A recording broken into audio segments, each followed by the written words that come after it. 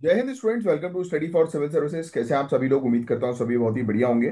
So guys, आज है 24 मई 2025 और आज के करंट अफेयर्स को हम लोग कवर करने वाले हैं। आप में से जो भी students UP PCS, UPSC, UPSC या किसी भी स्टेट पीएससी की तैयारी कर रहे हैं, तो लेक्चर को एंड तक जरूर देखिएगा, क्योंकि यहाँ पर वो सभी टॉपिक्स हम लोग कवर अप करते हैं जो आपके एग्जामिनेशन के लिए बहुत ज्यादा इंपॉर्टेंट होते हैं।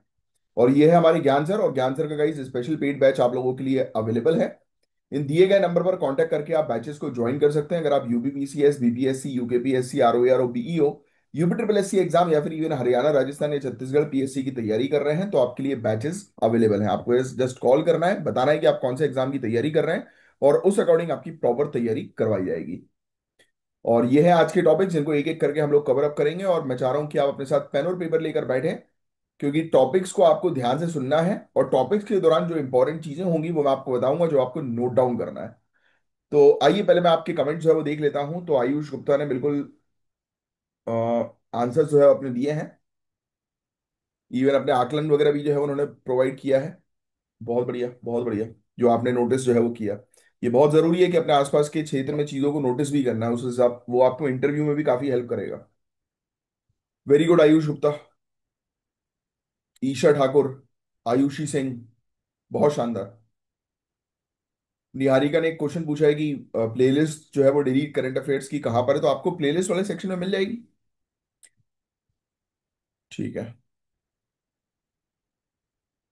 अंजलि का आंसर आया है, one district one product, project नहीं। Very good. ठीक है, बहुत शानदार। Prachi Verma, Deepanshi, Digvijay, Ayushi, very good. Sameer Bhatnagar, sir आप ये टॉपिक संडे की, हाँ बिल्कुल। मैं एक्चुअली क्या, कल कल तो मैं खुद थोड़ा सा ऑक्यूपाइड हूँ, क्योंकि कल यूपीएससी का मतलब एग्जाम है, काफी सारे स्टूडेंट्स का जो देंगे मेरे। तो फिर उसका फिर वो जैसे ही एग्जाम जो है फिनिश होता है, तो उसके बाद से पूरा उसमें एनालिसिस पर जो है फोकस होता है ना यार पूरा। तो मैं उसमें थोड़ा सा वो हूँ, बट आ जाएगा आपके, you don't have to worry at all. ठीक है, बहुत बढ़िया श्वेता यादव, बहुत बढ़िया। चलिए, अब हम बिना समय वेस्ट किए हम सेशन को स्टार्ट करेंगे। बहुत ध्यान से चीजों को आपको सुनना है, और जो भी चीज मैं बताते जा रहा हूं उसके बीच में कुछ चीजें बोलूंगा, उसको आपको नोट डाउन करना है। तो हमारा जो टॉपिक है वो है शिरुई लिली फेस्टिवल का। लिख लीजिए, Shirui lily festival. Shirui lily festival. सबसे पहले तो एक बेसिक सवाल, शिरुई लिली, लिली का पौधा, फूल पता है ना आपको? शिरुई लिली कहाँ पाई जाती है और इसका क्या इकोलॉजिकल इंपॉर्टेंस है? ये क्वेश्चन आ सकता है। शिरुई लिली कहाँ पाई जाती है और इसका क्या इकोलॉजिकल इंपॉर्टेंस है? तो पहली चीज तो शिरुई लिली, यानी कि जिसको लीलियम मैक मैकलिनियई, लीलियम मैकलिनई, राइट? तो इस नाम से जो है वो जाना जाता है, ये साइंटिफिक नेम। सिर्फ मणिपुर के उखरुल डिस्ट्रिक्ट के शिरुई हिल्स में पाई जाती है, इसलिए इसका नाम है शिरुई हिल्स। याद रखिएगा, मणिपुर के अंदर उखरुल डिस्ट्रिक्ट जो है, वहां पर शिरुई हिल्स जो है, शिरुई गांव में एक शिरुई हिल्स है, वहां पर यह पाई जाती है शिरुई लिली। और कितनी ऊंचाई पर ये हिल्स है, तो वो भी आप लिख दो, 2673 मीटर्स, 2673 मीटर्स, शिरुई हिल्स। ठीक है, बस ये चीज आपको लिखनी है सबसे पहले। तो अगर क्वेश्चन आएगा कि शिरुई लिली कहाँ पाई जाती है, तो शिरुई हिल्स में, जो कि कहां पर है, आपको एग्जैक्टली exactly मणिपुर पता होना चाहिए। यहां पर शिरुई हिल रेंज है, यहां पर ये पाई जाती है। इस लिली की डिस्कवरी हुई थी 1946 में British botanist Frank kingdom ward के द्वारा, और उसके बाद इसका नाम रखा गया उनकी वाइफ जीन मैकलिन के नाम पर। जो मैकलिन, जो अभी अभी आपने देखा ना इसका साइंटिफिक नेम अभी ऊपर, तो ये बेसिकली इसकी डिस्कवरी जिन्होंने करी थी उसकी वाइफ के नाम पर जो है ये नाम रखा गया। ये फ्रैंक किंगडॉन वार्ड, ये ब्रिटिश बॉटनिस्ट थे, इनके द्वारा इसको डिस्कवर किया गया था 1946 में। नेक्स्ट, कुछ इंपॉर्टेंट फैक्ट मैं आपको बताता हूं। ये फ्लावर जो है ना, 1950 में royal horticultural society London flower show में मेरिट अवार्ड तक जीत चुका है। तो इसको मेरिट अवार्ड जो है वो ऑलरेडी मिला हुआ है। तो ये फैक्ट भी आप थोड़ा सा ध्यान में रख लें, कभी कभी प्रीलिम्स में ये लोग पूछ लेते हैं। अब सवाल आता है कि शिरुई लिली फेस्टिवल का ऑब्जेक्टिव क्या है। अब शिरुई लिली फेस्टिवल के बारे में हम बात करें तो सबसे पहली चीज तो आप ये लिखिए कि ये अभी आपको शिरुई लिली फूल के बारे में पता लग गया। अब फेस्टिवल देखिए आप। शिरुई लिली फेस्टिवल जो है वो पहली बार 2017 में जो है वो सेलिब्रेट किया गया था। लिख लीजिए, पहली बार ये फेस्टिवल 2017 में मणिपुर टूरिज्म डिपार्टमेंट ने शुरू किया। मणिपुर टूरिज्म डिपार्टमेंट ने शुरू किया। हर साल मई के मंथ में होता है। कब होता है? हर साल मई के मंथ में। हर साल मई के मंथ में होता है जब शिरुई लिली नेचुरली ब्लूम करता है, मतलब कि इससे फूल खिलने लगते हैं। तब हमें देखने को मिलता है जो कली उगती है ना, कली खिलती है बोलते हैं जो। तो नेचुरली मई के समय पर इसकी कली जो है वो बाहर आती है, खिलती है। तो उस समय ये फेस्टिवल मनाया जाता है मई के महीने में। इसका मेन ऑब्जेक्टिव ये है कि इको टूरिज्म को प्रमोट करना और शिरुई लिली प्रजाति के बारे में अवेयरनेस बढ़ाना। समझे आप? तो ये चीज, अब देखो, अगर डायरेक्टली मैं ऐसे पढ़ाने लगता आपको तो आपको समझ नहीं आती। पहले मैंने आपको शिरुई लिली के बारे में बताया, उसके फैक्ट्स बताए, फिर मैंने आपको इसके फेस्टिवल के बारे में बताया। तो ये एक ऑर्डर होता है। कई बार क्या होता है कि ये आर्टिकल्स होते हैं, पीडीएफ होते हैं, इसमें प्रॉपर तरीके से ऑर्डर में चीजें नहीं लिखी रहती, जिससे कि कई बार कंफ्यूजन क्रिएट होता है। तो मेरे पढ़ाने का स्टाइल ही वो है कि आपको कंफ्यूजन ना क्रिएट हो, प्रॉपर तरीके से आपको चीजें समझ में आए। अब मैं आपको कुछ चीजें बता रहा हूँ जो सिर्फ सुनना है। अब ये जो त्योहार जो मनाते हैं ये लोग, ये शिरुई गांव में त्योहार मनाते हैं, राइट, जो कि तंगखुल नागा ट्राइब के एंसेस्ट्रल एरिया है, यानी कि यहाँ पर नागा ट्राइब हुआ करती थी, राइट। उन वो वाला एरिया, ये वाली तंगकुल कम्युनिटी है ना, वो अभी लिखने की आपको जो है जरूरत नहीं होती। और तंगकुल कम्युनिटी के लिए शिरुई लिली एक स्पिरिचुअल सिंबल है, इनके देवता का, फिलवा, राइट, इससे जुड़ा हुआ है। तो ये फेस्टिवल मणिपुर के ट्राइबल और इकोलॉजिकल हेरिटेज को ग्लोबल लेवल पर भी शोकेस करता है। ये इंपॉर्टेंट पॉइंट है, राइट। फिर इसके अलावा ICARNEH के scientist doctor Manas Sahu micro propagation technique use करके lab to land conservation methods apply कर रहे हैं। यानी कि एक हमारे साइंटिस्ट हैं डॉक्टर मानस साहू, इन ये किस चीज पर जो है वो टारगेट कर रहे हैं, इस प्रजाति को प्रोटेक्ट करने के लिए लैब टू लैंड टेक्निक। इसका मतलब क्या हुआ कि लेबोरेटरी के अंदर ऑब्वियसली बात है जेनेटिक इंजीनियरिंग पर फोकस जो है वो किया जा रहा है, राइट। और उसके तहत ये प्लांट को और प्रोटेक्ट करने पर टारगेट कर रहे हैं, दैट्स इट। और 2025 का फेस्टिवल के इंपॉर्टेंट हाईलाइट पे आपको बता दूं कि इसका ये फिफ्थ एडिशन हम लोग को जो है वो देखने को मिला था। ये पॉइंट जो है वो आप लिख लेंगे। 2025 का जो ये फेस्टिवल हुआ, ये इसका फिफ्थ एडिशन था, पांचवा था। शिरुई लिली फेस्टिवल का 20 मई 2025 से ये शुरू हुआ है। फेस्टिवल में cultural performance, art exhibition, poem recitation यानी कि पोएम बोलना, ड्रोन शो, है ना, और भी काफी सारी चीज हुई। शी शेफ कंपटीशन, ऐसे इवेंट्स ऑर्गेनाइज किए गए, लिखने की जरूरत नहीं है। इस फेस्टिवल का ग्रैंड फिनाले होने वाला है आज के दिन, यानी कि 24 मई को। और वे इसमें और भी काफी सारी चीजें थी, राइट, जैसे कि waste collection, sustainable tourism practice, community engagement, ये सब चीजें भी हाईलाइट की गई। तो ये फेस्टिवल तंकुल ट्राइब के लिए अपनी लोक संस्कृति को दिखाने का एक प्लेटफॉर्म भी है। साथ ही ये कल्चरल ब्रिज का काम करता है, right, post ethnic unrest scenario में, क्योंकि आपको पता है उधर जो ये नॉर्थ ईस्ट क्षेत्र है, यहाँ पर ऑलरेडी ट्राइबल ग्रुप्स के बीच में बहुत टेंशन्स रहती हैं। तो इस प्रकार के फेस्टिवल्स के थ्रू आपस में ट्राइबल ग्रुप्स जो है वो यूनाइट होते हैं। बस। तो शिरुई लिली के बारे में आपको जो है वो होपफुली पता लग गया होगा। तो ये इंफॉर्मेशन बस आपको थोड़ी सी ध्यान में रखनी है, बाकी और कुछ नहीं है इसके अंदर। ये डिटेल डे वाइज शेड्यूल है कि किस में को ये क्या करेंगे, है ना। देखो जैसे फर्स्ट राउंड शी शेफ का होगा, राइट, यानी कि इवेंट्स वगैरह का, तो वो सब आपको याद रखने की जरूरत नहीं, that is not important for you. फिर देखो टूरिज्म के साथ जो है वो इसको इंटीग्रेट जो है वो किया गया। मैंने आपको बताया ना कि इसमें जो ये तंकुल कम्युनिटी जो है, ये अपने फोक म्यूजिक को, ट्रेडिशनल अटायर को, यानी कि अपने कपड़े जो वो पहनते हैं ना, उन सब चीजों को जो है वो दर्शाती है, उनके खाने को। तो ऐसी चीज है। तो बस इतना ही था इस टॉपिक के अंदर, और कुछ भी नहीं। तो होपफुली ये टॉपिक आपको अच्छे से समझ में आया होगा। राइट। आपके लिए एक छोटा सा टास्क मैं आपको देता हूं, कमेंट में जरूर लिखिएगा। एक क्वेश्चन दे रहा हूं, है ना। हाउ डज, कमेंट में मत लिखो, अपने पास जो है वो 50 वर्ड्स में इसका आंसर लिखना। How does culture, how does culture play a role in environmental conservation? How does culture play play a role in environment conservation?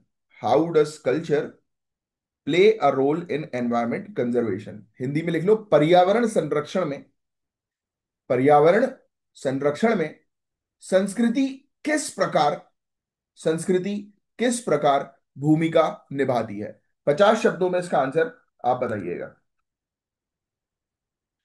बहुत इंपॉर्टेंट नेक्स्ट टॉपिक जिसके बारे में हम बात करने वाले हैं, लिख लो headline, prostate cancer. Prostate cancer, इसको हम लोग समझेंगे डिटेल में। बहुत ध्यान से इस टॉपिक को एंड तक सुनना, पूरे फोकस के साथ। प्रोस्टेट कैंसर, ये आपके जीएस पेपर 2 के हेल्थ सेक्शन के लिए काफी इंपॉर्टेंट है। एक former US president recently diagnosed हुए हैं स्टेज 4 मेटास्टैटिक प्रोस्टेट कैंसर से। मतलब cancer had spread to his bones, यानी कि कैंसर जो है वो उनकी बोन्स, उनकी हड्डियों में फैल गया है, और उनकी कंडीशन हार्मोन सेंसिटिव है। लेकिन उनका ग्लिएशन स्कोर 9 बताता है कि कैंसर हाई रिस्क जोन में है। पहली चीज तो क्वेश्चन है आप लोगों के लिए कि हाई ग्लिएशन स्कोर किस चीज को इंडिकेट करता है प्रोस्टेट कैंसर डायग्नोसिस के दौरान? पहले तो ये क्वेश्चन जिसको पता है ट्राई करना है इसका आंसर जो है वो देने की। जैसे कि इनका बताया जा रहा है कि हाई ग्लिएशन स्कोर हम लोग को 9 देखने को मिल रहा है, तो ये पूरी चीज मैं आपको बताऊंगा। बट मेन जो चीज जो आपको समझनी है, देखो एक पॉइंट तो आपको जो है वो क्लियर हो गया कि एक फॉर्मर यूएस प्रेसिडेंट जो है, उन्होंने कंफर्म किया है कि वो डायग्नोस हुए हैं स्टेज 4 मेटास्टैटिक प्रोस्टेट कैंसर से, और उनकी हड्डियों तक में ये कैंसर बुरी तरह से फैल गया है। तो ये था मेनली एक प्रॉपर टॉपिक जो न्यूज में आया। बट आपको ये प्रोस्टेट कैंसर क्या है ये समझना जरूरी है, और इस पर्टिकुलर टॉपिक के एंड तक ये आपको बहुत अच्छे से समझ में आ जाएगा। गाइस, पहला पॉइंट लिखेंगे, ये कैंसर मेल रिप्रोडक्टिव सिस्टम के प्रोस्टेट ग्लैंड में डेवलप होता है। कहां पर डेवलप होता है ये प्रोस्टेट ग्लैंड में डेवलप होता है, मेल रिप्रोडक्टिव सिस्टम के, है ना। और ये जो प्रोस्टेट ग्लैंड जो है ना, यहां पर सेमिनल फ्लूइड बनाई जाती है। क्या बनाई जाती है? सेमिनल फ्लूइड जो है वो यहां पर प्रोड्यूस होता है। सिमिनल, सीमिनल बोलते हैं ना, सीमन। तो वो फ्लूइड जो है वो यहां पर प्रोड्यूस होता है। ये कैंसर मोस्टली उन लोगों में पाया जाता है जो 50+ एज ग्रुप के हैं। तो ये ज्यादातर अबव 50 एज ग्रुप में ये पाया जाता है। राइट। तो ये चीज लिखी आपने, तो प्रोस्टेट कैंसर आपको ऑलरेडी पता लग गया कि ये reproductive system, male reproductive system के प्रोस्टेट ग्लैंड में होता है डेवलप, इसलिए इसका नाम है प्रोस्टेट कैंसर। आगे की बात समझो। दुनिया भर में अगर वर्ल्ड लेवल की बात करूं मैं, तो 2022 में 1.4 मिलियन नए प्रोस्टेट कैंसर के केसेस रिपोर्ट हुए, और 4 लाख लोगों की डेथ हुई। इंडिया में भी ये टॉप 10 कैंसर्स में आता है। 37,948 केसेस और 18,386 डेथ्स जो है वो रिपोर्ट हुई हैं 2022 में इंडिया के अंदर। शहरी क्षेत्र में ये ज्यादातर लाइफस्टाइल चेंजेस की वजह से बढ़ रहा है, जैसे red meat, obesity, sedentary lifestyle. तो इनके कारण ये काफी ज्यादा शहरी क्षेत्रों में बढ़ता जा रहा है लाइफस्टाइल चेंजेस के कारण। अब इसमें मेजर रिस्क फैक्टर जो है वो क्या क्या है ये आप लिख सकते हो। 50 के बाद रिस्क जो है वो बहुत तेजी से बढ़ता है। अगर किसी फर्स्ट डिग्री रिलेटिव को था, यानी कि पेरेंट्स वगैरह को था, तो फिर उनके बच्चों को होने का चांसेस जो है वो डबल हो जाता है। राइट। तो ये चीज हम लोग को देखने को मिलती है इसमें। फैमिली हिस्ट्री और जेनेटिक्स का भी एक रोल हम लोग को जो है वो नजर आ रहा है, राइट। तो ये चीज इसमें हम लोग को म्यूटेशन होते हैं, वो सब चीजें लिखने की जरूरत नहीं, मतलब ये एक जेनेटिक भी हम लोग को ट्रांसफर जो है वो उसमें देखने को मिलता है। BRCA1, BRCA2 जीन म्यूटेशन होने की संभावना बहुत होती है। अफ्रीकन जो पूर्वज है जिन लोगों के, उनको ज्यादातर एग्रेसिव फॉर्म में ये इम्पैक्ट करता है, क्योंकि ये जेनेटिक है ऑब्वियसली। तो अफ्रीकन जिनके पूर्वज हैं उनको ये ज्यादा जो है वो अफेक्ट कर कर सकता है। और लाइफस्टाइल सबसे बड़ा रिस्क फैक्टर है। Red meat, right, saturated fat, physically आप एक्टिव नहीं हो तो रिस्क जो है वो बढ़ सकता है। तो ये चीज हम लोग को देखने को मिलती है। इसके सिम्टम्स क्या क्या होते हैं? फ्रीक्वेंटली बाथरूम जाना, यूरिनेशन, स्पेशली रात को, है ना। और यूरिन का फ्लो जो है वो वीक हो गया है, राइट, सही तरीके से नहीं चल रहा, है ना। इरेक्टाइल डिसफंक्शनिंग जो है वो हो जाती है। यूरिन के अंदर या सीमन में ब्लड आने लगता है। एडवांस केसेस में हड्डियों में दर्द होने लगता है, राइट। तो ये चीज थोड़ी सी जो है वो आप ध्यान में रखिएगा। और प्रोस्टेट स्पेसिफिक एंटीजन का ब्लड टेस्ट होता है, ये फैक्ट आप ध्यान में रखेंगे। क्या ध्यान में रखेंगे? इसमें सबसे पहला प्रोसीजर होता है ब्लड टेस्ट करवाना, जो कि होता है prostate specific antigen, PSA test जिसको हम लोग बोलते हैं। तो सबसे पहले PSA टेस्ट होता है, और PSA का मतलब प्रोस्टेट स्पेसिफिक एंटीजन, ये वाला टेस्ट जो है वो करवाया जाता है। फिर इसके अलावा PSA ब्लड टेस्ट होगा, फिर उसके बाद डिजिटल रेक्टल एग्जाम होगा, यानी कि प्रॉपर डॉक्टर जो है वो फिजिकली प्रोस्टेट ग्लैंड को जो है वो चेक करेंगे कि कहीं उसमें कोई गड़बड़ी तो नहीं है ना। फिर उसके अलावा टिश्यू सैंपल को कंफर्म किया जाएगा, बायोप्सी, है ना। फिर इसके अलावा MRI होगी, बोन स्कैन से कैंसर कितना फैल रहा है उसको डिटेक्ट किया जाएगा। तो ये डायग्नोस्टिक प्रोसीजर पूरा आप ध्यान में रखिएगा। इस प्रोसीजर के तहत पता लगाया जाता है कि सामने वाला व्यक्ति जो है उसको प्रोस्टेट कैंसर हुआ है कि नहीं हुआ है। अब आइए इसके ट्रीटमेंट की बात करें। अब इसमें ट्रीटमेंट सबसे पहले तो होता है एक्टिव सर्विलांस, की देखना कि बहुत अच्छी तरीके से कि कहाँ कहाँ फैल रहा है, उस अकॉर्डिंग उसको ट्रीट करना। तो उसमें ये बेसिकली लो रिस्क केस के लिए होता है सबसे पहले एक्टिव सर्विलांस की, यानी कि जिनको कैंसर फैलने का रिस्क जो है वो, यानी कि इनिशियल स्टेज में जो होते हैं, तो ये अगर रेगुलर चेकअप वगैरह कराएं विदाउट इमीडिएट ट्रीटमेंट तो ये चीज जो है वो हो सकती है। फिर दूसरा होता है सर्जरी, है ना, जो कि प्रोस प्रोस्टेटिकटॉमी। इसमें जो है वो प्रोस्टेट ग्लैंड जो है वो जो कंफर्म्ड है कि हाँ भाई यहाँ पर कैंसर जो है वो आ चुका है, तो उसको सर्जरी से हटा दिया जाता है, रिमूव कर दिया जाता है। तीसरा होता है रेडिएशन थेरेपी, राइट। इसमें जो है वो फोकस बीम का उपयोग किया जाता है कैंसर के सेल को डिस्ट्रॉय करने के लिए, है ना। अब ये हाई रिस्क केस में दिया जाता है। फिर एक होती है hormone therapy. Hormone therapy, cancer जो हार्मोन सेंसिटिव होते हैं, राइट, तो ये ट्रीटमेंट जो है वो टेस्टोस्टेरोन को जो है वो लो कर देता है, कि जिससे कि कैंसर ग्रो ना हो सके। फिर लास्ट में कीमोथेरेपी और इम्यूनोथेरेपी होती है एडवांस केसेस में, ये हम लोग को देखने को मिलती है, जिसके बारे में आप जानते ही हैं। ठीक है। फॉर्मर US प्रेसिडेंट का ये डायग्नोसिस एक ग्लोबल अवेयरनेस वेव बन गया है गाइस, और इससे रिलेटेड क्वेश्चन आ सकते हैं प्रोस्टेट कैंसर से रिलेटेड। और शॉकिंग बात यह है कि उन्होंने खुद पहले ही एक national anti cancer initiative launch किया था, जिसका एम था 25 साल में कैंसर रिलेटेड डेथ को 50% से कम करना। और प्रोस्टेट कैंसर जो है वो मेल के रिप्रोडक्टिव ग्लैंड में होता है। क्या मुझे आप उस ग्लैंड का नाम नीचे कमेंट बॉक्स पे लिखकर बता सकते हैं, राइट।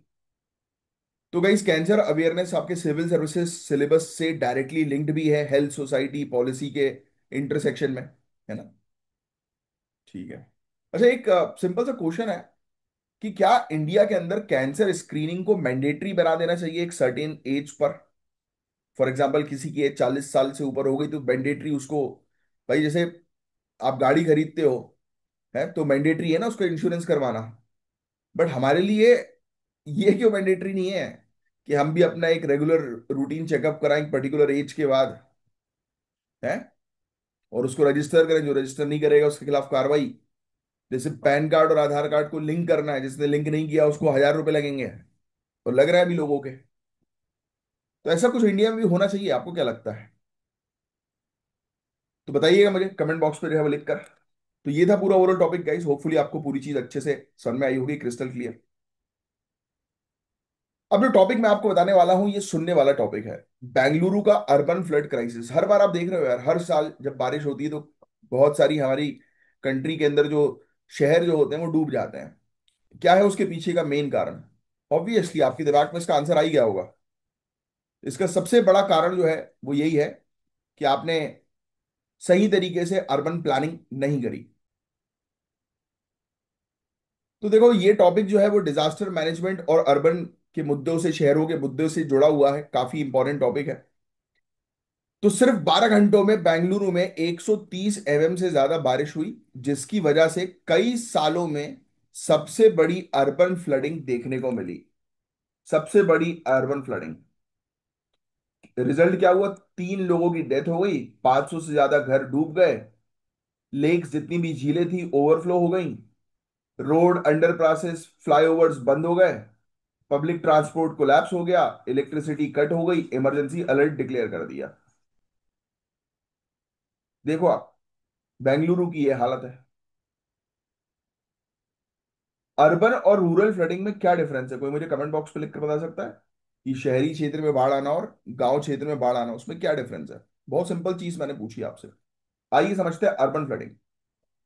जब बारिश से कोई पर्टिकुलर सिटी का ड्रेनेज सिस्टम कोलैप्स कर जाता है, यानी कि हमारी नालियां जो निकासी होती है ना, कि जहां से पूरा पानी निकले, अब बारिश इतनी तेज हो गई कि वो ड्रेनेज सिस्टम ही कोलैप्स कर गया और पानी सड़कों में, बेसमेंट में, घरों में जा भरता है, उसे कहते हैं अर्बन फ्लडिंग। गांव क्षेत्रों, रूरल एरियाज में जो फ्लडिंग होती है ना, गांव क्षेत्रों में जो बाढ़ आती है, ये इसके अपोजिट है। अर्बन फ्लडिंग रैपिड होती है क्योंकि सिटीज में कंक्रीट सरफेस ज्यादा है और नेचुरल ड्रेनेज कम है। पता है आपको? एग्जाम्पल मुंबई देख लो 2005, चेन्नई 2015, हैदराबाद 2020, अब बेंगलुरु 2025। बहुत बुरी स्थिति हो रही है। कंटिन्यूअस ये इश्यूज हम लोग को देखने को मिलते हैं हर साल। मेन कारण क्या है? नेचुरल कॉजेस तो ये है कि भाई हैवी रेनफॉल हो गई है ना भाई भाई। हैवी रेनफॉल तो है, जैसे कि केंगरी और चिका बनवारा एरियाज में 130 एमएम से ज्यादा रेनफॉल हो गई। अब वो अनइवन डिस्ट्रीब्यूशन ऑफ रेनफॉल है, क्लाइमेट चेंज का ये कहर है, जलवायु परिवर्तन का, है ना। उसके अलावा फिर कहीं पर ऊंचाई है, कहीं पर ढलान है ना, और उसको पानी निकालने का प्रॉपर इंफ्रास्ट्रक्चर नहीं है, प्लान नहीं है। तो दिक्कत तो होगी होगी, पानी कलेक्ट फास्ट होता जाता है। हम लोगों ने कर क्या दिया? हमने एनक्रोचमेंट कर दिया, जहां से पानी निकलना चाहिए उस पाइपलाइन को तोड़कर वहां पर लोगों ने जो है वो झुग्गी बस्ती बसा दी, या किसी ने अपना घर खड़ा कर दिया है। पिछले 40 साल में बेंगलुरु की 79% लेक खत्म हो चुकी है। लोगों ने इस प्रकार डेवलपमेंट किया कि झील खत्म करके अपना घर बसा दिया। जिस जगह पर एक समय पर झील हुआ करती थी, उस समय उस जगह पर आज की डेट में घर बने हुए हैं। ड्रेनेज इंफ्रास्ट्रक्चर बहुत पुअर है। सिर्फ 40 से 70 एमएम रेनफॉल के लिए डिजाइन किया गया है। ये देखो आप, सिर्फ। अब भाई ज्यादा, इससे ज्यादा पानी गिरेगा तो फिर कोलैप्स तो होना ही है ना, इसका तय है। आज की हाई इंटेंसिटी रेनफॉल के लिए सफिशिएंट नहीं है। अर्बन अर्बन प्लानिंग आउटडेटेड है। क्लाइमेट एडाप्शन को कंसिडर नहीं किया जाता है। कॉम्प्रिहेंसिव डेवलपमेंट प्लान जो होता है सिटी का, वो क्लाइमेट एडाप्शन को वो नहीं करता है, कंसिडर नहीं कर रहा है। ड्रेनेज रूल्स रूल्स रेगुलेशंस जो है वो सदियों पुराने हैं, दशकों पुराने हैं। इलीगल कंस्ट्रक्शन हो रहा है। यही सब चीजें बताई गई हैं। बिल्डिंग्स बना दी जा रही हैं, सोसाइटी बना दी जा रही हैं बफर जोन में, फ्लड प्लेन्स एरिया में। तो कहां से फिर पानी जो है वो बाहर निकलेगा? तो इसलिए मौत तो फिर होनी है। और ये जो आंकड़े दिखाई देते हैं ऑन रिकॉर्ड, ये बहुत कम होते हैं, रियलिटी कुछ और बताती है। सिविक एजेंसीज जो होती है उनमें कोऑर्डिनेशन नहीं है, अलग अलग एजेंसीज काम कर रही हैं, कोऑर्डिनेशन है ही नहीं एक दूसरी एजेंसीज के बीच में। ठीक है, बस यही था इस टॉपिक के अंदर, बाकी और कुछ नहीं। इसका इम्पैक्ट आप जानते ही हो यार, लोगों की मौत हो जाती है कई बार, इलेक्ट्रिक्यूशन के कारण हो जाती है कि एकदम पानी गिरा और इलेक्ट्रिसिटी का तार खंभा जो है वो गिर गया पानी में, और जो लोग जो है वहां पे मौजूद थे सब चपेट में आ गए। होता है, बिल्डिंग गिर जाती है। IT hubs like wild field, outer ring road बंद हो गए, इकोनॉमिक डिसरप्शन हुआ, क्योंकि बारिश हो गई, अब ये सब चीजें बंद हो जाएंगी, इलेक्ट्रिसिटी पावर कट हो जाएगा, तो इकोनॉमिक लॉस तो होगा ही होगा। फिर पानी से बढ़ने वाली डिजीज बढ़ जाएंगी, इंफ्रास्ट्रक्चर डैमेज हो जाते हैं, पेड़ गिरता है तो बहुत सारी चीजें डैमेज कर देता है, तो ये सब चीजें हैं। और पूरे दुनिया भर में किन प्रैक्टिसेस से हमें सीखना चाहिए? सिंगापुर का स्वान सिस्टम लिख लेना। सिंगापुर का स्वान सिस्टम है, smart water sensor real time alerts. Netherland का रूम फॉर रिवर, नीदरलैंड का रूम फॉर रिवर, ये पूरी चीज लिख लो आप। ग्लोबल बेस्ट प्रैक्टिसेस ये चल रही हैं। ये बेसिकली फ्लड प्लेन्स जो होते हैं ना, उसको एक्सपेंड करते हैं, बढ़ाते हैं उसको, जिससे कि पानी जो है वो उन क्षेत्र में जो है वो अच्छे से एब्जॉर्ब हो जाए, अगर एक्सेसिव पानी है तो। चाइना का स्पॉन्ज सिटी, ये ग्रीन रूफ्स का उपयोग कर रहे हैं, परमिएबल पेवमेंट्स का उपयोग कर रहे हैं, जिससे कि पानी जो है वो उसमें सूख, अभी हम लोग सीमेंट रोड बना देते हैं, पानी कहाँ सूखेगा वो? रोड ऐसी बनाओ कि जो पानी जो है वो अंदर खींच ले, अंडरग्राउंड चला जाए पानी। अर्बन वेटलैंड तैयार कर रहा है चाइना स्पॉन सिटीज के माध्यम से। फ्लोड हाउस न्यू ओरिलेंस में हम लोग को देखने को मिल रहा है। ऐसे घर जो है वो बनाए जा रहे हैं जो फ्लड रेजिलिएंट हो। घर ऊपर हो जाता है, जैसे ही पानी का लेवल जो है वो बढ़ता है, घर ऊपर तैरेगा उस पर। तो डिस्प्लेसमेंट अवॉइड करता है कि लोगों को कहीं जाने की जरूरत नहीं, वहीं पे रहो, कोई दिक्कत नहीं है। तो ये चीजें हैं। तो बेंगलुरु के लिए क्या चीज करने की हमें आज की डेट में जो है वो आवश्यकता है, इस पर हम बात करें तो भैया देखो, सबसे पहली चीज तो national disaster management authority, Indian institute of science ने जो लेक इंटरलिंकिंग रिकमेंड की थी उसको भाई इंप्लीमेंट करो, है ना। और जो आपका जो क्षेत्र है फ्लड प्लेन वाला, उसको एक्सपैंड करो, बढ़ाओ। मॉनसून से पहले डीसिल्टिंग जो है वो करो, और थर्ड पार्टी ऑडिटिंग करे उसकी, यानी कि लेक्स वगैरह जो है उसकी डीसिल्टिंग की जाए। जो जो नीचे जो है वो गाद बोलते हैं ना, वो गंदगी जो जम जाती है, even in this also, pipelines also choke हो जाती है ना, पाइपलाइन गंदगी के कारण, जमने के कारण, तो वो पूरी साफ करवाओ, और उसकी थर्ड पार्टी प्रॉपर ऑडिटिंग होनी चाहिए, नहीं तो करप्शन हो जाए। फ्लड जोन एरियाज बनाओ, स्ट्रिक्ट ग्रीन बफर्स तैयार करो, समय समय पर अर्बन प्लानिंग को रिवाइज करो, internet of things based flood sensor तैयार करो, अर्ली वार्निंग सिस्टम बनाओ। इन सब चीजों की आवश्यकता है बस, और क्या है। तो ये था भाई इस पूरा ओवरऑल टॉपिक, सुनने वाला ये मेन टॉपिक था आप लोगों के लिए। अब नेक्स्ट टॉपिक की तरफ हम लोग बात करेंगे, फ्यूचर प्रूफिंग डेवलपमेंट। लिख लो, बहुत इंपॉर्टेंट है, समझना है और लिखना भी है। एक ऐसा टॉपिक जो आने वाले दशकों के लिए पॉलिसी मेकिंग और इंफ्रास्ट्रक्चर डेवलपमेंट का कोर बनने वाला है। फ्यूचर, देखो नाम से आ रहा है, फ्यूचर प्रूफिंग डेवलपमेंट। इसमें क्लाइमेट फिजिकल रिस्क, सीपीआर लिख लेना, climate physical risk dash CPR, इसको टैकल करने की बात की जा रही है। मतलब हम डेवलपमेंट ऐसा करें हमारे भविष्य के लिए, फ्यूचर के लिए, कि फ्यूचर हमारा सेव हो सके। क्योंकि जलवायु परिवर्तन, क्लाइमेट चेंज के कारण फ्यूचर क्या प्रेजेंट तक सेफ नहीं है।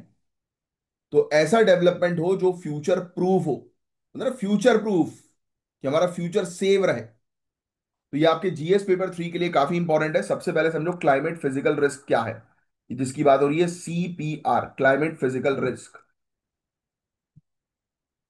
आओ सबसे पहले इसको समझेंगे, जो बोलूंगा वो बस लिखना। सीपीआर का मतलब है क्लाइमेट इंड्यूस्ड डिजास्टर से होने वाले रिस्क और डैमेज।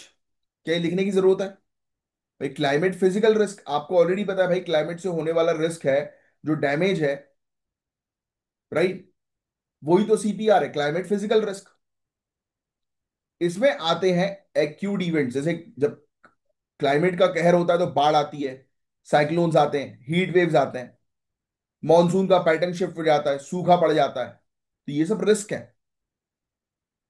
आईपीसीसी के मुताबिक सीपीआर का फॉर्मूला लिख लो। आईपीसीसी ने सीपीआर का फॉर्मूला दिया, inter governmental panel on climate change, पता है ना सभी को, आईपीसीसी, एनवायरमेंट पढ़ रहे हो ना जीएस पेपर 3। तो आईपीसीसी के अकॉर्डिंग इन्होंने ये फॉर्मूला दिया, ये फॉर्मूला लिख लेना as it is. CPR equals to hazard into exposure into vulnerability. क्या मुझे इसको समझाने की आपको आवश्यकता है?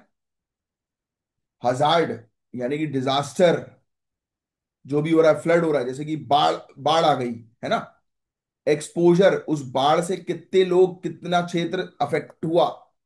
और तीसरा वल्नरेबिलिटी, कि हम इस शॉक से कितनी जल्दी रिकवर कर पाएंगे, या फिर हम खड़े हो पाएंगे, शॉक को झेल पाएंगे कि नहीं झेल पाएंगे, इसका मतलब ये है। तो क्या ये समझाने की आवश्यकता थी? नहीं, ये आप समझ रहे हो बिल्कुल। हजार्ड मतलब डिजास्टर, एक्सपोजर मतलब वो डिजास्टर कितने लोगों को चपेट में लेगा, कितने इंफ्रास्ट्रक्चर को, कितनी संपत्ति को नुकसान पहुंचाएगा। और तीसरा वो क्षेत्र जो नुकसान झेल पाएंगे कि नहीं झेल पाएंगे, और किस लेवल तक झेल पाएंगे। इन तीनों का कॉम्बिनेशन है CPR, climate, climate, comment box पे लिखो physical risk, climate physical risk CPR, अभी के भी लिख दो क्लाइमेट फिजिकल रिस्क, जिससे कि आपको याद रहे कि आपने पेन चलाया है। अब आगे की बात करते हैं। उससे पहले न्यूज में क्या आया था वो मैं आपको बता देता हूं। यूनियन होम मिनिस्टर ने हाईलाइट किया है कि क्लाइमेट रिस्क असेसमेंट को अर्जेंटली फॉर्मलाइज करने की जरूरत है। कि भैया हमारे यहाँ पर जो इतने डिजास्टर हो रहे हैं, जो पॉलिसीज बनाई जा रही है उसको दोबारा से रिव्यू करो और बेहतर पॉलिसी बनाओ। क्योंकि इंडिया की 80% पॉपुलेशन, लिख लेना, इंडिया की 80% पॉपुलेशन डिजास्टर प्रोन डिस्ट्रिक्ट में रहती है। मतलब ये सिर्फ थियोरिटिकल, यानी कि लिखने, पॉलिसी बनाने वाली चिंता नहीं है भाई, गवर्नेंस का एक बहुत बड़ा चैलेंज बन चुका है शासन का। 80% जनता उन क्षेत्र में रह रही है जिस क्षेत्र में रिस्क बहुत ज्यादा है क्लाइमेट चेंज का। तो बोल रहे हैं कि अब प्लानिंग पर काम जो है वो करो। बस यही था टॉपिक, बस यही चीज आपको समझनी थी, इसके फीचर सिर्फ सुन लो। ये basically long term risk protection के लिए होता है, डेली वेदर फोरकास्ट के लिए नहीं। इसके अंदर प्लानिंग, पब्लिक हेल्थ, इंफ्रास्ट्रक्चर सब पर ध्यान दिया जाता है। अब इसमें कई बार एक बड़े इकोनॉमिक कॉस्ट को इग्नोर कर दिया जाता है, क्योंकि लगता है इसमें बहुत पैसा है ना। बट इसका आप अगर इस पर अच्छे से इन्वेस्ट करोगे तो इसको रिटर्न भी आपको इसमें हाई मिलेगा। और ग्लोबल वार्मिंग के कॉन्टेक्स्ट में ये रिस्क और ज्यादा फ्रीक्वेंट और इंटेंस हो रहे हैं, पता है आपको, और खतरनाक होते जा रहे हैं।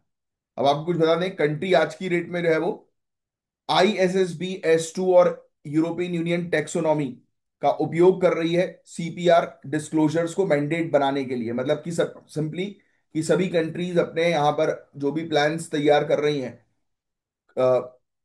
फ्यूचर प्रूफ बनाने के लिए, अपने आप को फ्यूचर प्रूफ डेवलपमेंट जो कर रही हैं, तो वो बिल्कुल दें, अपने क्लाइमेट फिजिकल रिस्क के बारे में जानकारी दें, सबमिट करें। इवन ग्लोबल नॉर्थ जो मिटिगेशन पे फोकस करता था, अब एडाप्शन पे फोकस कर रहा है। ये बात पहले भी मैं कुछ महीनों पहले आपको बता चुका हूं कि आज की डेट में टारगेट जो है वो एडाप्शन बन चुका है मिटिगेशन से, यानी कि अब हम लोग को रिस्क को कम नहीं करना है, अब उस रिस्क के साथ जीना कैसे ये सीखा जा रहा है ना। क्योंकि हम हमें पता लग चुका है कि इतना नुकसान हम कर चुके हैं कि हम उस रिवर्स नहीं कर पाएंगे चीजों को, इरिवर्सिबल है। पता है ना आपको, क्लाइमेट चेंज का इतना नुकसान हो चुका है कि वो इरिवर्सिबल हमने नुकसान कर दिया है, कि जिसको आप बदल ही नहीं सकते। तो उसके लिए बताऊं क्या किया जा रहा है अब। पॉलिसी शिफ्ट हो गई है, मिटिगेशन से एडाप्शन, एडाप्टेशन की तरफ चली गई है। कि अब बेटा आप जैसी स्थिति है उस स्थिति में जीना सीखो। ये, और सीपीआर क्लाइमेट फिजिकल रिस्क को अब यूनिवर्सल नेसेसिटी माना जा रहा है। इसको सिर्फ डेवलपिंग कंट्रीज के लिए नहीं, सभी कंट्रीज के लिए। इंडिया के केस की बात करें तो सीपीआर डेटा जो है वो स्कैटर्ड है, आईएमडी देखती है, आईआईटी देखती है, एनआईडीएम देखती है ना। इनके पास जो है वो अलग अलग टुकड़ों में है, छोटे छोटे, उसमें कोई भी centralize national CPR risk platform नहीं है। इस वजह से प्रॉपर प्लानिंग नहीं होती और प्रॉपर पॉलिसी नहीं बनती। तो अब जो प्रॉब्लम है वही इसका सोल्यूशन है। इसलिए अब हम एक प्रॉपर प्लेटफॉर्म जो है वो तैयार करेंगे, एक एजेंसी, डेडिकेटेड एजेंसी एजेंसी पर फोकस करेंगे जो इस चीज पर ही सिर्फ काम करे। बस। चैलेंजेस इंडिया के लिए यही है कि मल्टीपल फ्रेमवर्क्स हैं, कोई भी स्टैंडर्डाइजेशन नहीं है। पूरे दुनिया भर के मॉडल्स इंडिया के हाइपर लोकल वेदर पैटर्न को कैप्चर नहीं करते हैं। तो हमारा क्योंकि वेदर अलग है ना, कंपैरेटिव टू अदर कंट्रीज, ये आपने देखा हुआ है, मॉनसून क्लाइमेट हमारा है। रियल टाइम डैशबोर्ड की हमारे यहाँ कमी है। प्राइवेट सेक्टर के पास एक्सपोजर रिस्क मैप करने वाले टूल्स नहीं होते हैं, है ना। कोई भी नेशनल लेवल पर सीपीआर ऑडिट सिस्टम जो है वो नहीं है, जो इंडिया को आज की डेट में इन सब चीजों की आवश्यकता है। तो जो प्रॉब्लम्स होती हैं वही इसका सोल्यूशन होता है। और आपको बता दें, 2003 में इंडिया ने एडाप्टेशन कम्युनिकेशन यूएनएफसीसीसी को दिया अंडर पेरिस एग्रीमेंट आर्टिकल 7, कि भाई हम क्या क्या चीजें अडाप्ट कर रहे हैं, क्लाइमेट चेंज से कैसे डील कर रहे हैं। Work on national adoption plan under way चल रहा है, यानी कि काम चल रहा है नेशनल अडॉप्शन प्लान पे, है ना। आरबीआई इंटीग्रेट कर रही है सीपीआर को फाइनेंशियल रिस्क फ्रेमवर्क के साथ। सीपीआर को फाइनेंशियल स्टेबिलिटी मुद्दा जो है वो माना जा रहा है, सिर्फ एनवायरमेंट वाली चिंता नहीं मानी जा रही। तो ये सब चीजों पर हम ऑलरेडी जो है वो काम कर रहे हैं। और इवन हमें और भी रियल टाइम डैशबोर्ड बनाने की जरूरत है। हाई रेजोल्यूशन क्लाइमेट मॉडल्स पर काम करने की जरूरत है ना। एक सेंट्रलाइज इंस्टीट्यूशन बनाने की जरूरत है। हम कोलैबोरेट करें मिनिस्ट्रीज के बीच में, स्टेट्स के बीच में, प्राइवेट प्लेयर्स के बीच में, और एक कॉमन स्टैंडर्ड सेट करें, है ना। फोकस करें एडाप्शन इंफ्रास्ट्रक्चर के ऊपर, राइट। जैसे कि फ्लड रेजिलियंट रोड्स बनाएं, कि ऐसी रोड तैयार हो जो कि बाढ़ आने पर जिसको नुकसान ना पहुंचे, है ना। फिर सीपीआर डेटा जो है वो उपयोग करें हम लोग ऑडिट्स के लिए। तो ये सब चीजें बहुत इंपॉर्टेंट है। ट्रांसपेरेंसी लेकर आए, करप्शन ना हो किसी प्रकार का, इसलिए क्रॉस चेकिंग होना बहुत ज्यादा जरूरी है। तो ये था गाइस पूरा ओवरऑल टॉपिक। होपफुली पूरी चीज आपको अच्छे से क्रिस्टल क्लियर समझ में आई होगी। अब हम एक ऐसे टॉपिक को डिस्कस करने वाले हैं जो बहुत ही ज्यादा इंपॉर्टेंट है, कल्चरल पॉइंट ऑफ व्यू से भी, नेशनल सिक्योरिटी के पॉइंट ऑफ व्यू से भी, और एथिकल गवर्नेंस के पॉइंट ऑफ व्यू से भी, शासन के पॉइंट ऑफ व्यू से भी। गोल्डन टेम्पल डिप्लॉयमेंट कंट्रोवर्सी, इसको श्री दरबार साहिब डिस्प्यूट के नाम से भी जाना जाता है, जो ऑपरेशन सिंदूर के दौरान देखने को मिला। बहुत इंपॉर्टेंट पॉइंट है ऑपरेशन सिंदूर से जुड़ा हुआ, जिसके बारे में आप लोग ऑलरेडी जानते हैं और हम पहले भी डिस्कस कर चुके हैं। तो ये जो टाइटल है वो है गोल्डन टेम्पल डिप्लॉयमेंट कंट्रोवर्सी का, लिख लेना। Golden temple deployment controversy. आपको बता दें, इंडियन आर्मी ने डिनाई किया, मना किया है मीडिया रिपोर्ट्स को, जिसमें कहा गया था कि ऑपरेशन सिंदूर के दौरान एयर डिफेंस गन्स को गोल्डन टेम्पल प्रेमाइसेस में डिप्लॉय किया गया। कुछ ऐसी मीडिया रिपोर्ट्स आई जो ये बता रही थी कि ऑपरेशन सिंदूर के दौरान आर्मी ने air defence gun golden temple के प्रेमाइसेस में लगा दिए। अच्छा, इसमें बुरी बात क्या थी? बुरी बात ये थी कि भाई मंदिर और जो ऐसी प्लेसेस, वर्शिप वाली प्लेसेस होती है ना, पूजा अर्चना करने वाली प्लेसेस, वहां पर वेपन्स नहीं ले जाए जाते, है ना। तो वो स्पिरिचुअलिटी के खिलाफ होती है। मीडिया रिपोर्ट्स के अकॉर्डिंग कुछ सीनियर आर्मी ऑफिशियल्स ने कहा है कि डिप्लॉयमेंट विद परमिशन हुआ था, लेकिन गोल्डन टेम्पल के रिलीजियस अथॉरिटीज ने इस पर ऑब्जेक्शन रेज किया।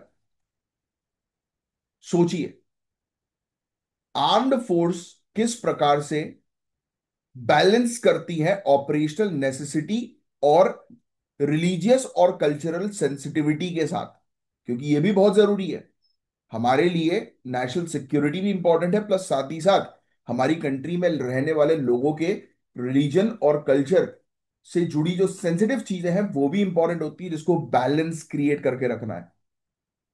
तो ये एक बड़ी कंट्रोवर्सी चली थी, बट इस चीज को जो है वो डिनाई कर दिया, राइट। तो ये चीज हम लोग को देखने को मिली कि इंडियन आर्मी ने ऑफिशियली मना कर दिया ऐसी रिपोर्ट्स को, कि नहीं भाई ऐसा कोई हमने डिप्लॉयमेंट नहीं किया है, जो आज की डेट में न्यूज में जो है वो चल रही है, राइट। समझे आप बात को? तो ये था पूरा एक न्यूज। अब आगे बढ़ते हैं हम लोग। गोल्डन टेम्पल श्री दरबार साहिब, आइए, कहां पर लोकेटेड है आप सभी जानते हैं, मुझे आप लोग को बताने की जरूरत नहीं है। गोल्डन टेम्पल की लोकेशन अमृतसर, पंजाब। और सिखिज्म से जुड़ा बहुत ही इंपॉर्टेंट मंदिर। इक्वलिटी यानी समानता, पीस यानी कि शांति, स्पिरिचुअल डिवोशन यानी कि भगवान के प्रति, ईश्वर के प्रति जो है वो अपने आप को समर्पित करना, इन चीजों का सिंबल है गोल्डन टेम्पल। हिस्टोरिकली यहां पर सेंसिटिव मिलिट्री हिस्ट्री देखने को मिली, जैसे 1984 का ऑपरेशन ब्लू स्टार यहां पर हुआ था, बहुत इंपॉर्टेंट है। कभी टाइम मिले तो ऑपरेशन ब्लू स्टार जो है वो पढ़िएगा। 1984 का। इसलिए कोई भी मिलिट्री डिप्लॉयमेंट यहां पर मंदिर के अंदर या उसके आसपास के क्षेत्र में जब भी होता है तो ये इमोशनली और पॉलिटिकली सेंसिटिव बन जाता है। आपको बता दें, 22 अप्रैल 2025 को टेरर अटैक हुए हमारे यहां पर, पहलगाम जम्मू कश्मीर में। रिटेलिएशन में इंडिया ने लॉन्च किया ऑपरेशन सिंदूर, है ना। उसमें क्या हुआ ये बात आप सभी को पता है, जायश ए मोहम्मद लश्कर ए तैयबा के हमने जो ट्रेनिंग कैंप्स थे उनको डिस्ट्रॉय किया, 100 से ज्यादा टेररिस्ट को उड़ा दिया था हमने। ऑपरेशन के बाद बॉर्डर एरियाज पर मिलिट्री मूवमेंट्स देखी गई और हमने सर्विलांस बढ़ाए पाकिस्तान की तरफ से, ड्रोन्स वगैरह सभी लोग चीज आप जानते हैं। और इस टेंस एटमॉस्फेयर में गोल्डन टेम्पल कंट्रोवर्सी में आ गया और उसके आसपास का क्षेत्र, क्योंकि पाकिस्तान की तरफ से कंटिन्यूअस ड्रोन्स वगैरह जो है वो जा रहे थे, है ना। अब ये इसकी हिस्ट्री वगैरह यहाँ पर लिखी हुई है, वो मैं भी आपको बताऊंगा। पहले ये देखो, मुद्दा जो है ये उठा कि दरबार साहिब जो है वो सिर्फ रिलीजियस प्लेस नहीं है बल्कि एक हिस्टोरिक और इमोशनल सिंबल भी है। आर्मी ने डिनाई किया समथिंग कि वो उनके ऑफिशियल्स ने क्लेम किया, और जो उसकी देखो, कुछ आर्मी के ऑफिशियल्स ने क्लेम कर दिया कि उन्होंने डिप्लॉयमेंट किया है एयर गन्स को, एयर डिफेंस गन को, है ना। कोई कुछ डिनाई कर रहे हैं, तो आर्मी की क्रेडिबिलिटी पर सवाल उठ गए कि कोई हाँ बोल रहा है कोई ना बोल रहा है ना। तो इसलिए पब्लिक ट्रस्ट जो है वो मिलिट्री के ऊपर से वीक हो सकता है। ये एक इशू है जो जो सामने आ रही है, ये कंट्रोवर्सी जो सामने आ रही है।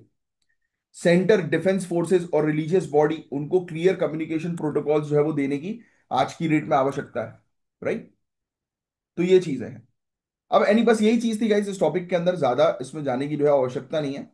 और गोल्डन टेम्पल से रिलेटेड मैंने आपको कुछ फैक्ट्स बताए। देखो, ये सिटी अमृतसर कब फाउंड हुई तो इसके बारे में एक आपको आइडिया होना चाहिए।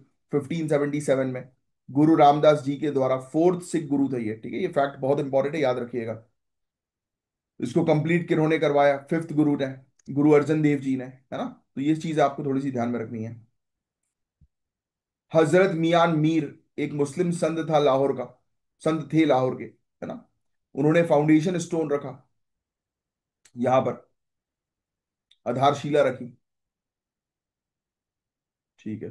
धार्मिक सद्भाव का उदाहरण मिलता है इससे हमें। गुरु अर्जन देव जी, ना ही सिर्फ इन्होंने सुपरवाइज किया इसके कंस्ट्रक्शन को, बट इन्होंने आदि ग्रंथ साहिब भी कंपाइल करी, है ना। सिखिज्म की होली स्क्रिप्चर है ये, आप जानते हैं, पवित्र ग्रंथ है ये।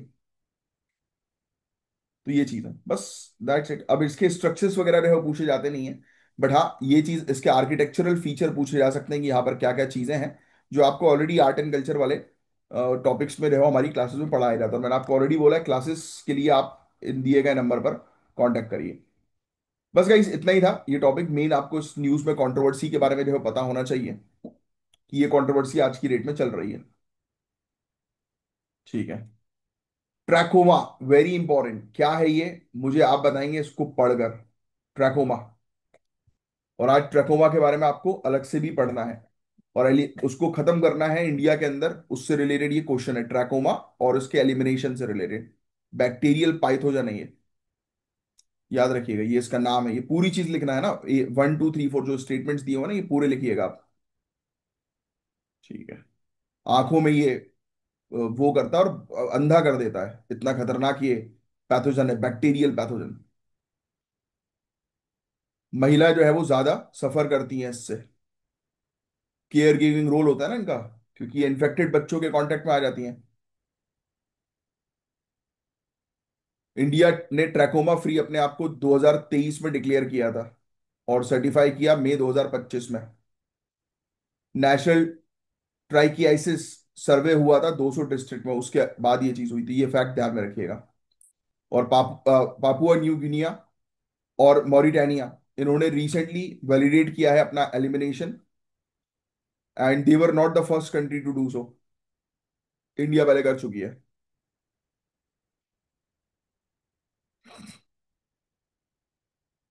3 digital initiative ministry of consumer affairs के अंडर, अरे यार ये ऐसा क्यों क्वेश्चन आंसर के फॉर्म में ये गलत देते हैं।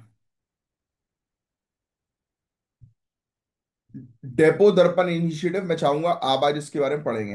अन्न मित्रा, 1 2 दिन में आ जाएगा ये। अन्न अच्छा, सहायता ऑफिसर्स हैं ये। अन्न मित्र और डेपो दर्पण इनिशिएटिव, ये दो चीज के बारे में आप पढ़िएगा आज। और ये इंडियन ओशन रीजन से रिलेटेड ये एक क्वेश्चन है, ट्राई करिएगा इसका जो है वो आंसर देने की। उसकी मैरीटाइम सिक्योरिटी से एसोसिएटेड ये क्वेश्चन है। और ये है ज्ञान सर, और ज्ञान सर के पेड कोर्सेज को ज्वाइन करने के लिए दिए गए नंबर पर कांटेक्ट कीजिए। और मैं विदा लेता हूँ, मेरा नाम है कमलाक्ष झा, मैं हूँ आपका एजुकेटर। जय हिंद, जय जय श्री महाकाल, कल के लेक्चर में मिलेंगे।